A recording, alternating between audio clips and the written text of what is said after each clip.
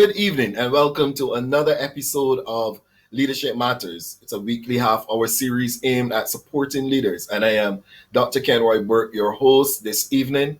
With me, I have Professor Dwayne Devonish, Management and Organizational Behaviour Specialist and lecturer over at the University of the West Indies. We are going to have a conversation on mental health and leadership. I'm encouraging you to tell a friend, tell somebody to jump on, call somebody and let them know that we are on live. But before we do that, let's take a pause for a cause.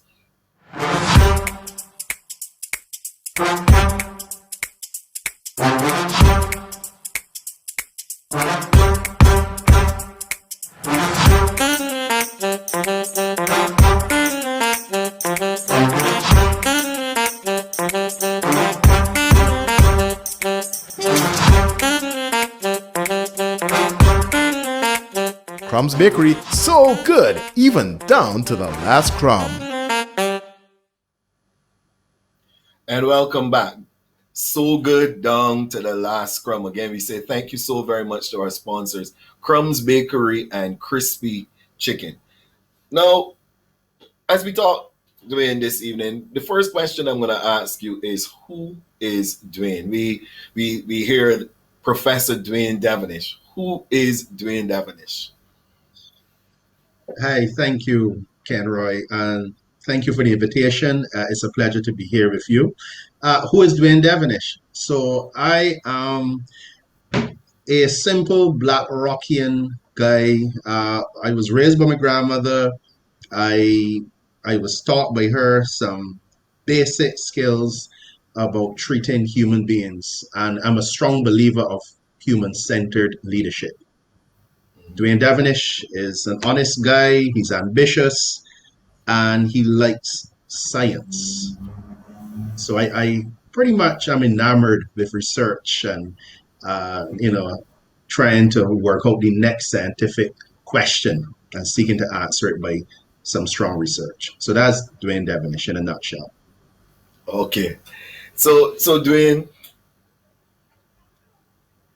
let's talk a little bit about your journey. You're a young man, already a professor. Obviously, there are several persons who are watching you and amazed by your journey.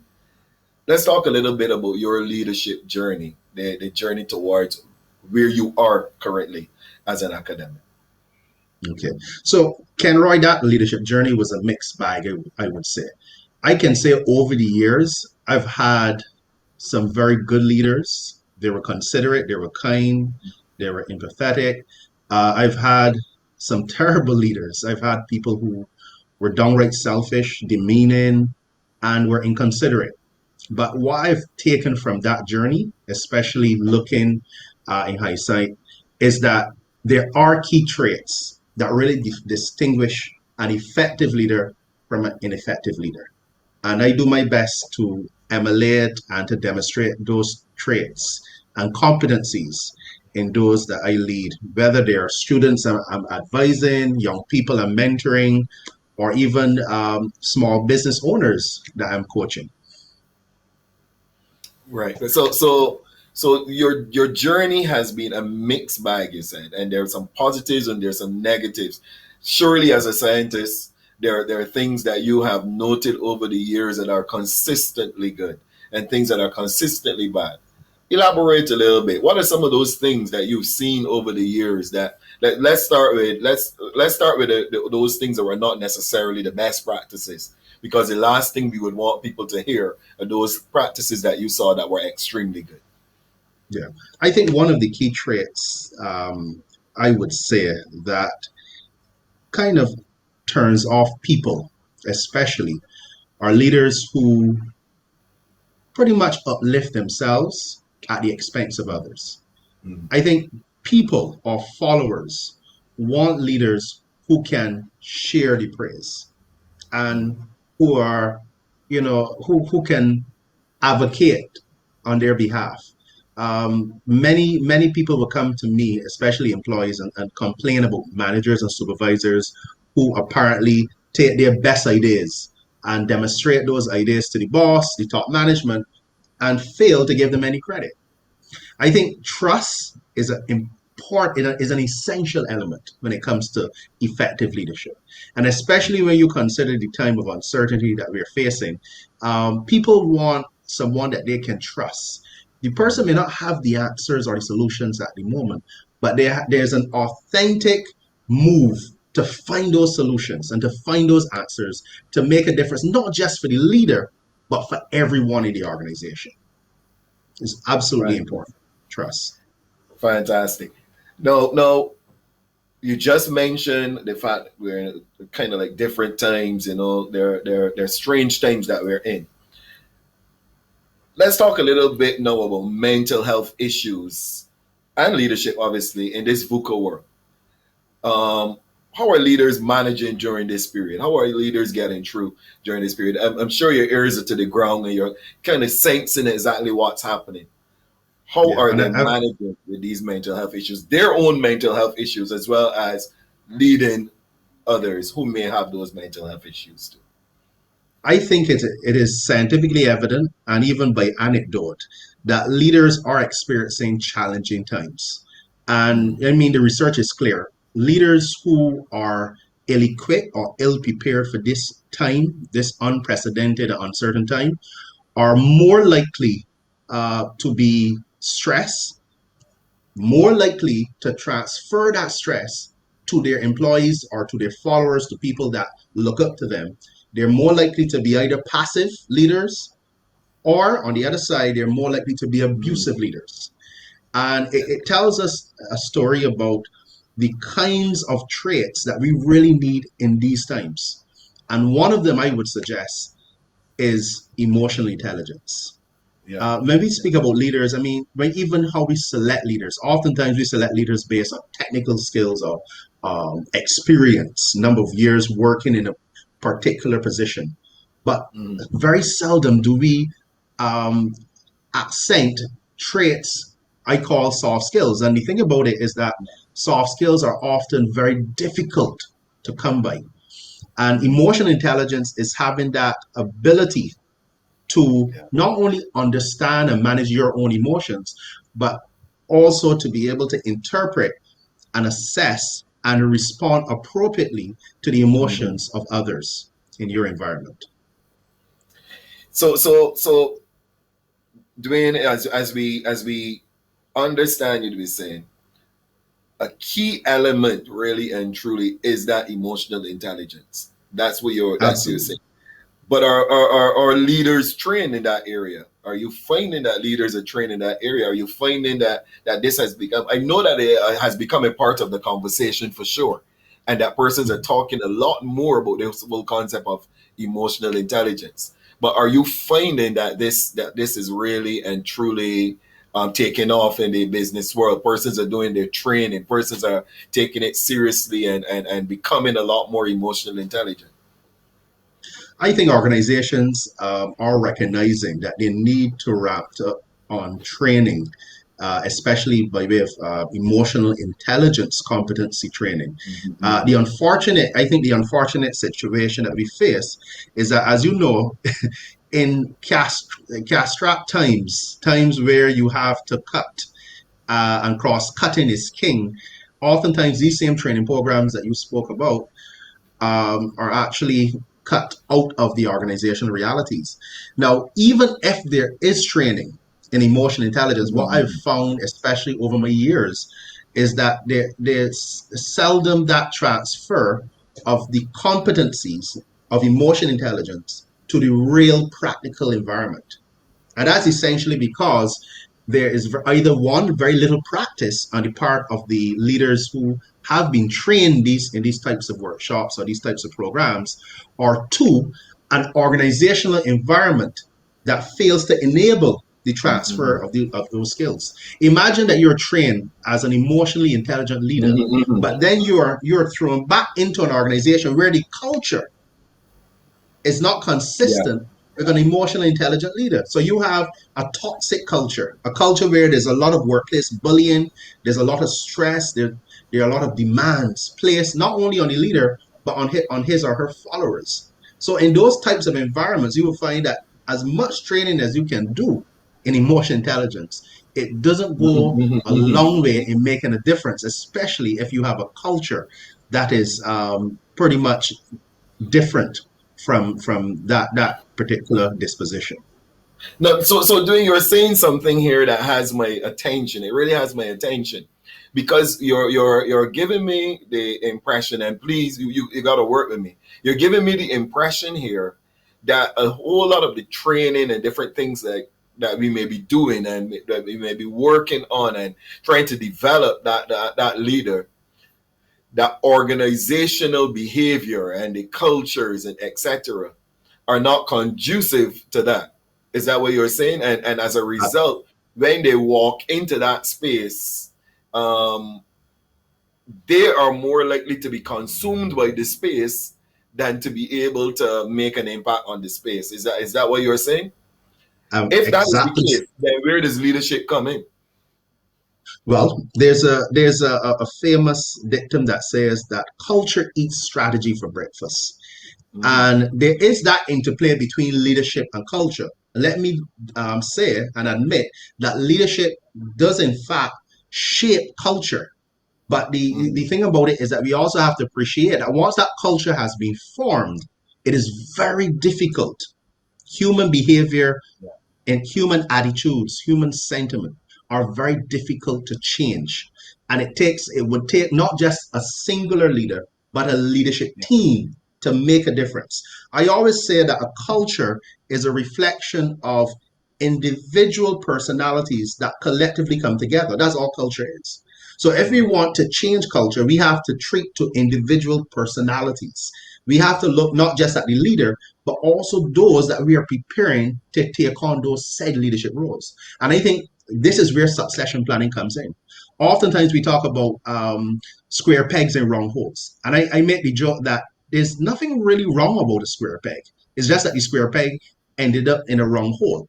And that is because we Mm-hmm. have not sufficiently prepared our upcoming leaders to take on leadership roles.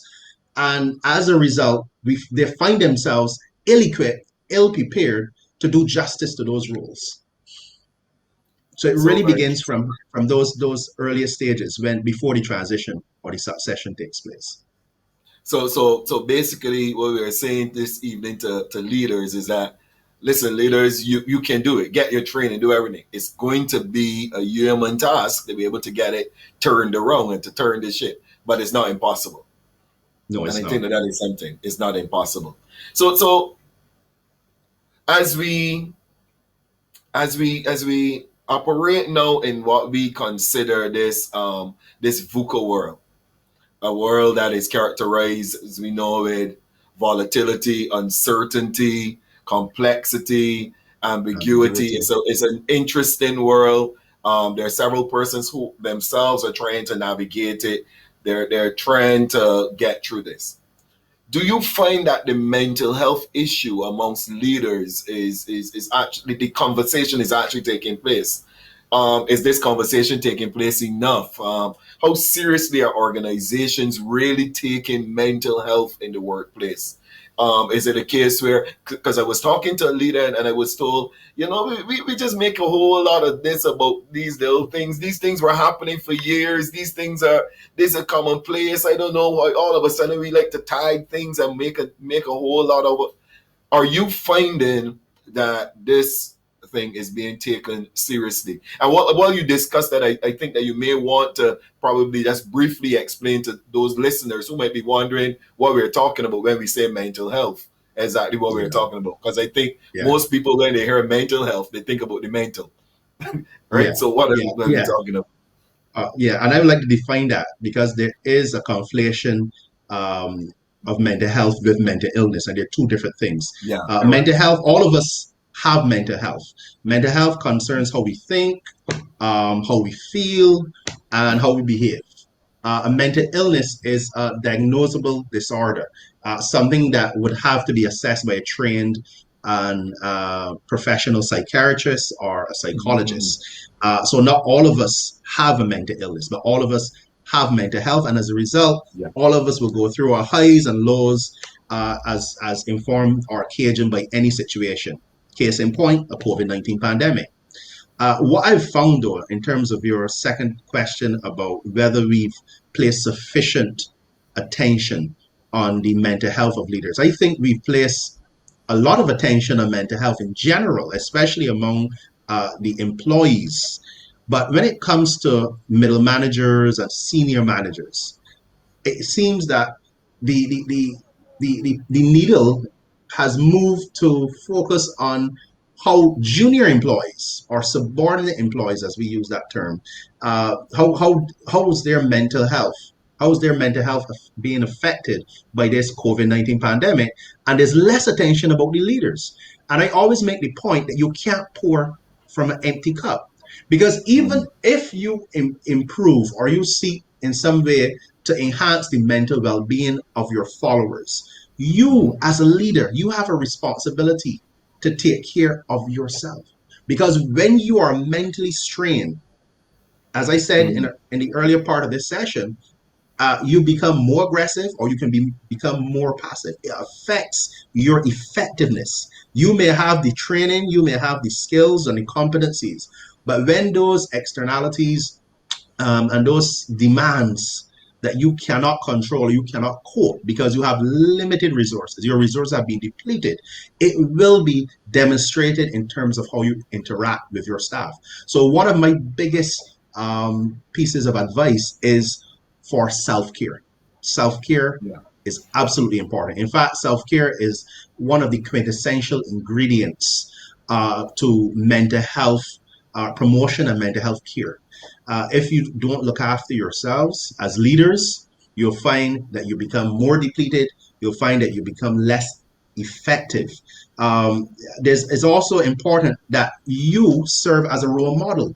So, as a supportive leader, when you demonstrate that support to your followers and to your employees in the organization or in any social space that you occupy in the capacity of a leader, you have followers who can then develop trust in your effectiveness. Because if you're supportive, then you are able to kind of attract that trust. And if followers can see you taking care of yourself, the same way that we would see in a family when a father takes care of himself or a mother takes care of herself, that the child can use that as a signal that can be passed to that child as he or she grows up into adolescence and into adulthood.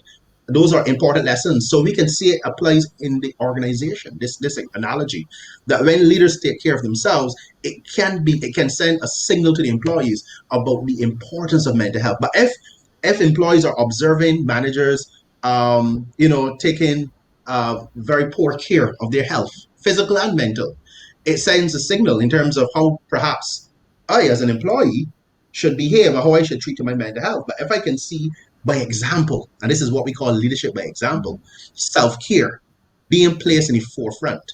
And it's not selfishness, because we confuse again or conflate No, no, self care with I was selfishness. about to ask you that Yeah, question. I was about to ask you yeah, that question because generally we tell leaders focus on people, but here you're saying to them now, you know what, look, self-care, let's look after you, look after you. If you're going to make an impact on others, look after you.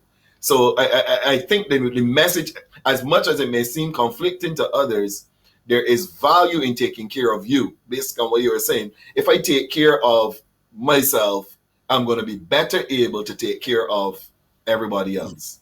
that's it. Absolutely. Absolutely. I always say that, employee care, congregation care, child care, student care all begins with self care. Self care comes Ah, first. In an airplane, if it's going down, what do they tell you? Make sure that you have adequate oxygen, make sure you're strapped in, and then you attend to the they, needs of the others. they And, tell and you put on your mask first. exactly, put on your mask. And by now, we should be accustomed to putting on our mask first, Yeah. especially. So self care is a big thing, and I encourage. We have leaders who are young women. We have leaders who are young men, older women, older men. Take care of yourself. If you see that you are in need, let's say, of a haircut, and you want to go to the barber, or if you're a woman and you want to go to the hairdresser, go to the hairdresser, go to that barber. If you want to get your nails done, and sometimes these activities take away from the strain and the stressors of life, because these things put you in a different mindset, and it's those small and simple things that make a difference, and that's where self-care allows you to recover, okay, and fill your cup so that you can pour, and the others that are in your in vicinity can actually benefit from this thing. It's absolutely important. I'm a big preacher, big advocate on self-care in any All right. arena. All right, Dwayne, we're going to take a pause for a cause at this moment, and then we're going to come back and talk some advice to some leaders. Yes.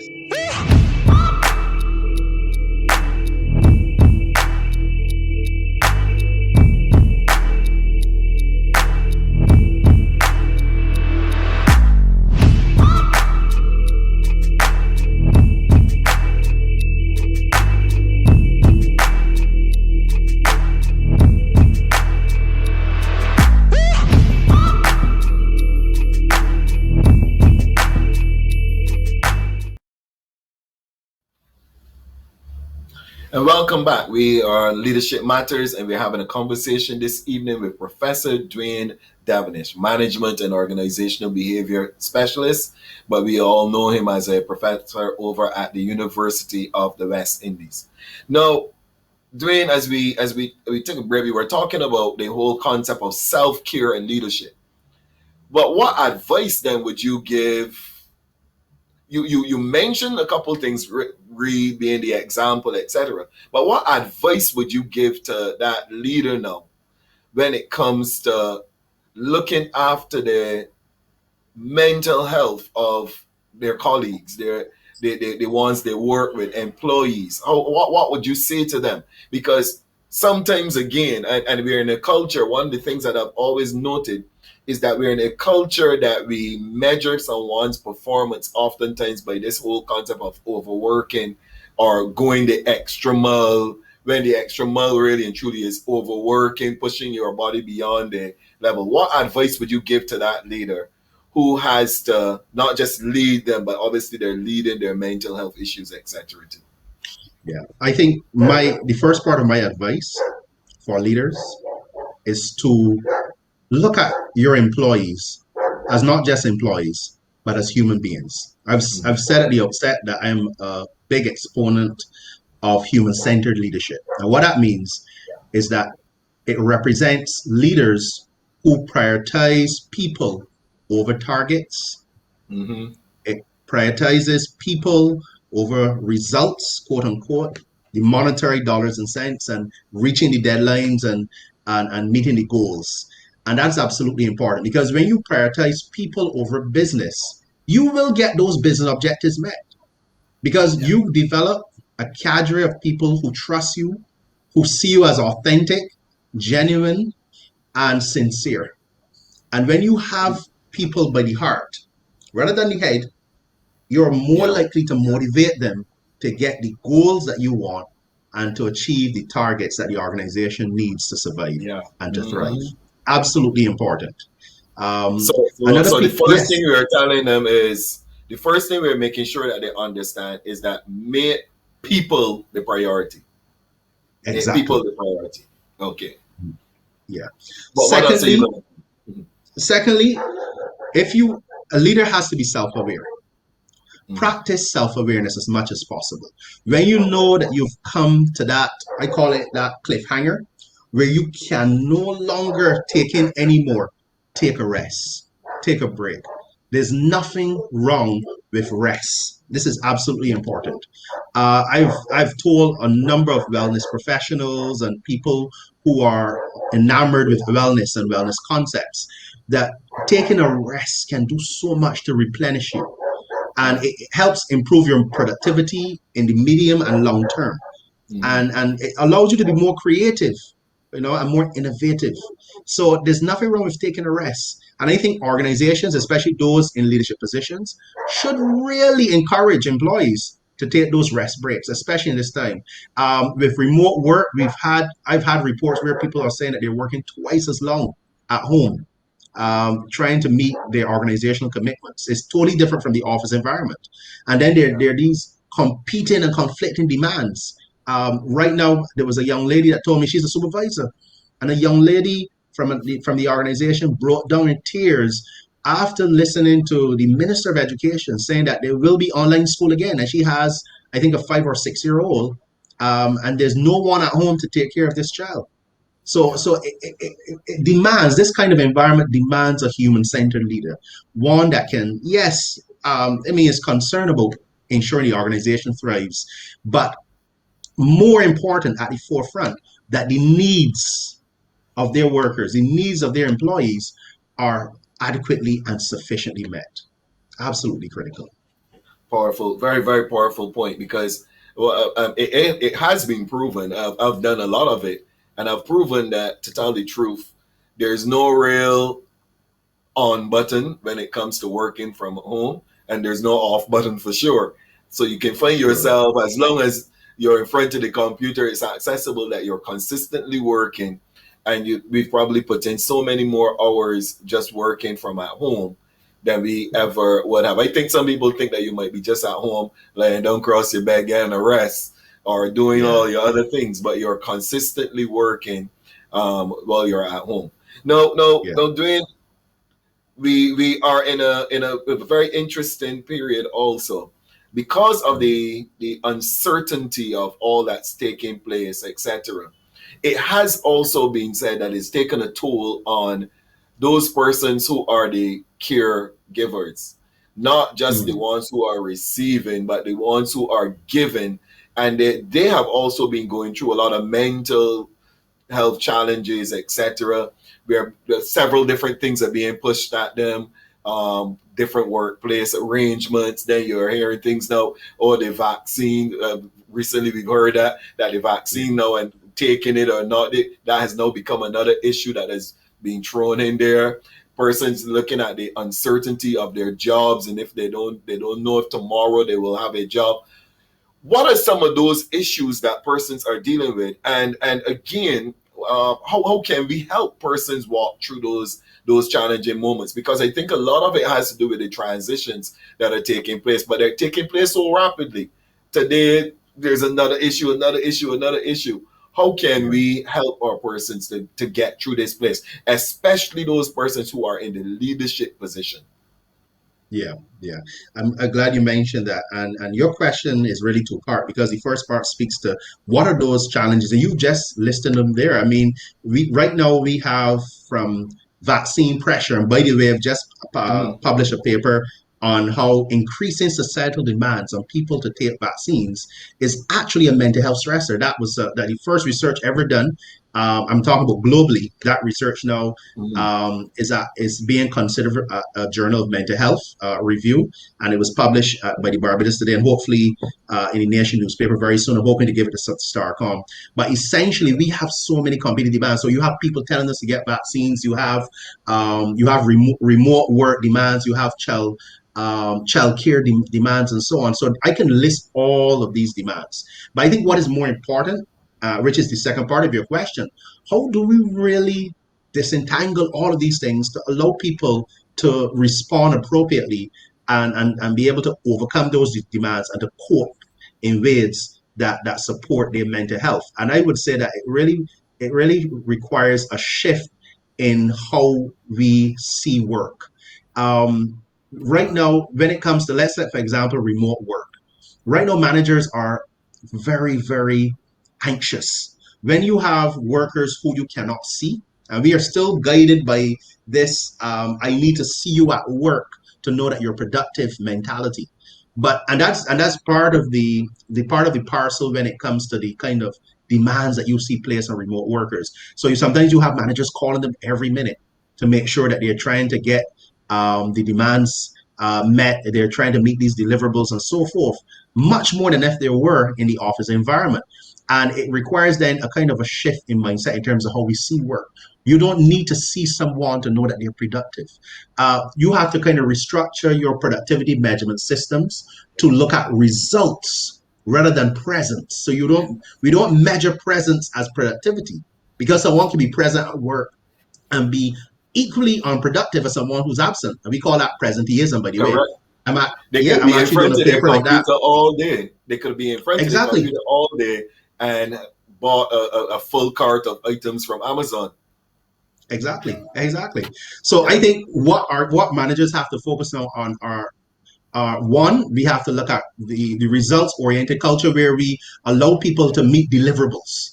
So Deliverables. if you know that if I can set a plan where there's 6 or 7 deliverables, Yeah. and this is very important because remember we're still on the conversation of how we ensure that we don't overwhelm the worker. Allow those plans, or I call them work schedules, to be planned collaboratively with your worker. It's very important. Oftentimes we plan work Plan and we for. pass it off, but if you So do we it plan for collaboratively. and not with. Exactly. And that's it. That's what Okay. collaboration is. So it's not about just passing work or delegating work because we like sometimes to delegate, push down the work to the lower levels, but find out exactly where they are. Can they handle the work? Can they cope? And if there are those difficulties in coping, what resources, what support systems can we dispense to allow for that productivity to be sustained? Right. And also to avoid any overwhelmment of the worker in this respect. Yeah. It's very important. Fantastic. I would say, secondly, this is important. Communication channels need to remain open.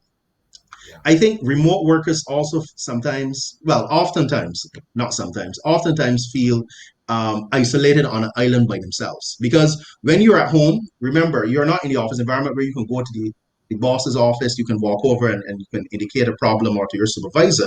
You have to now rely on devices. You have to rely on the computer, the emails, and the Zoom calls and all kinds of technologies. And if those technologies are not working, if you're constantly having IT problems, and we've seen this in the teaching community, where teachers have complained that their demands have doubled in the sense that they're not just Yeah. trying to get students, especially primary school students, to be attentive, but they're also now working with all these IT issues. And even though there are ITC coordinators out there, they are doing a pretty good job. There are not enough of them for Yeah. the kinds of problems that teachers and other employees encounter in the delivery. So it's almost a teacher now has to be an IT expert, has to be a motivational expert. They have to be a parental watchdog because parents, oftentimes, if they want parents to be part of the process, you find that sometimes they take their personal cell phones and call parents. Are you there? Are you observing your child? Have you seen the email? So these demands require resources. These demands require support systems. So there are two things I always say that you can do. You either restructure the job to reduce the demands, and pretty much that's less attractive because people believe that you have to ramp up things because you want to see results. So the second option is then you provide the coping resources, you provide the mental health support. I was happy to hear that mental health support services have been extended to teachers by the Ministry of Education. I would like it to be extended to teachers, to students, and to parents because they're part of that ecosystem. That's absolutely critical. And I will find in the latter initiative where governments or private sector employers or community-based organizations who are leaders in their own respect, that they provide the resources to their employees to ensure that they can cope then with those increasing demands that you have control over. My preference as an occupational psychologist would say, look at the work, see how you see if you can restructure the work, see if you can allow those demands to have a longer time frame, so to kind of give, I would say, breathing room and Yeah. latitude for the worker. Okay, you can have 10 demands. You don't have to have all 10 demands met now. If you spread those demands over a longer time, reasonably longer time, you're able to achieve those same 10 demands and within kind of acceptable deadlines or timelines. Yeah. So there are different ways that we can approach this, but I think we need to stop and think and relook at our strategies. Fantastic, fantastic. No, no. Unfortunately, Dwayne, we are out of time. But this has been a rich discussion. I really say thank you so very much for joining us on Leadership Matters. I think the conversation must continue where we talk a lot more about mental health issues, especially with leadership, because I think that leaders oftentimes, unfortunately, always we are trained to think we are good and everything is all right. But when Mhm. those mental health issues creep in, then our effectiveness is oftentimes challenged. So thank you so very much, Professor Dwayne Devonish, Management and Organizational Behavior Specialist, Professor over at the University of West Indies. Thank you for having this conversation with us this evening. This has been Leadership Matters, a weekly half-hour series aimed at supporting leaders, and I am Dr. Kenroy Burke, your host. God bless you. Amen.